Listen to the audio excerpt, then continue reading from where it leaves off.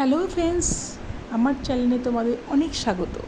ঘুম থেকে উঠে না আমি আগে বিছানাটা ঝেড়ে নিচ্ছি। দেখতে পাচ্ছি কী রোদ ঢুকে গেছে। এখন 6টা 10, তাই কি আমাদের না সূর্যটার মুখে একদম পুরো ঘরটা পড়ে। সকালে এত রোদ, আমি এখানে বিছানায় পড়াশোনা করছিলাম, সব বইগুলো অগুছানো ছিল, সব গুছিয়ে আবার গুছিয়ে আবার খাটেই রেখে দিলাম। এসে তো পড়তে বসতে হবে, এখন তো 10 না, একটু পড়তে হবেই। এসে মেয়ে পড়তে চলে গেছে, এসে আবার পড়তে বসবে, তাই বইগুলো সরালাম না। দেখো আমি কাজকর্ম করে সব কাজ করে বেরিয়ে চলে আসলাম বাজারে। আর একটু বাজার লাগবে, বৃহস্পতিবার তো কী রান্না করব, তাই একটু বাজার বেরিয়ে গেলাম সাইকেল নিয়ে।